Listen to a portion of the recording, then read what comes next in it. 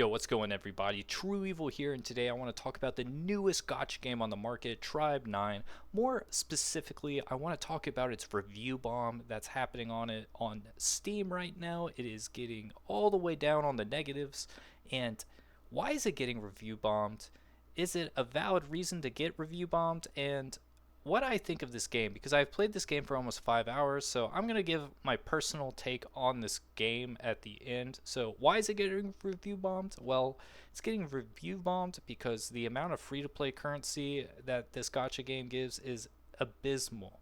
From the beta to the actual game, they have eliminated over 90% of the currency, which, the beta usually does give a little bit extra currency, but cutting out about 90% is crazy. Like, the treasure chests do not give any of the currency. I don't remember any of the side quests giving any. I don't think the main quests give. The only thing I can think of off the top of my head that gives it is the graffiti marks. Like, the daily challenges doesn't even give any currency, which is pretty nuts for a gacha game. Like, so far I've had 20 pulls, but 20 of those pulls have been from like mail rewards. For like, we got a 10 pull from the game coming out, and we got a 10 pull because of some error that happened. And I've gotten 2.5 pulls worth of currency for playing the game for 5 hours, and I'm like, dang, that's really low. Is it going to get better? And looking at the reviews, it seems that people have played this game for between 10 to 15 hours, which is how long it takes to beat Chapter 1, have said they've gotten enough pulls to do a single 10 pull, which is abysmally low for this game's pull rate. It's really low, in my opinion. You know, give or take. I don't mind a low pull rate as long as you get a lot of pulls, right? But this game gives practically no pulls. But it doesn't mean that this game is bad necessarily, right? I think this is a good JRPG. It has like that Super Nintendo retro JRPG vibe. It plays like a Star Ocean game, and the mechanics are there, albeit it's a tiny bit clunky, but like for a free to play game with a really good visual novel story, I say it's 100% fine. And I also like the combat because some of the harder enemies do about a half to three quarters of your HP on a hit. So you do actually have to learn how to do the counter attacks, how to dodge, and sort of time when you punish the enemies. Which, I can't say that about a lot of gacha games. Some of them you just auto battle, or they're so easy that you can turn your mind off, and even if you get hit 50 times, you're not going to die.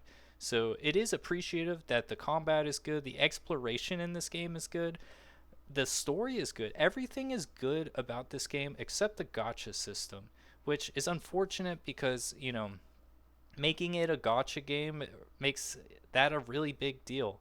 I would have preferred this game if it was a $10 game and, I play it on my phone while I'm at the airport. Or actually, I think the best way this game could have been marketed as a Nintendo Switch, like Super Nintendo retro JRPG game, sort of like, I think it's called Sea of Stars, a game like that. I think this game would have been a hit, like home run swing $15 JRPG game. But instead, it got printed as a gotcha game. And I do think it is fine if it's a gotcha game if they do give more currency in the future. I think they should just change all the chests to giving 5 to 10 of the currency every opening. I think you need to give currency in the daily quests. And yeah, at least do that. I think that'll help a lot with getting people to retain. But currently, I just don't see a ton of people retaining. I see a lot of people, the people who like the story, they're going to play the storyline and then they're going to quit, and maybe they'll reinstall for the next story update. I don't know. That's how I think of it, and hopefully they do give us some more rewards. But other than that, play the game for the story, and I personally won't put any money into the game until they sort of fix this, because I am worried about the game's longevity if you don't fix like a stingy gotcha currency. Because even games that I've spent a lot of money on, I still like play and get the free to play currency on top of what I spend, right? So I do think that is an important aspect because why am I exploring if I don't get the gacha pools? So yeah, that's really about it. Hope that helped your mind whether or not you should play this game and whether or not this Steam bombing is valid. True Evil over and out.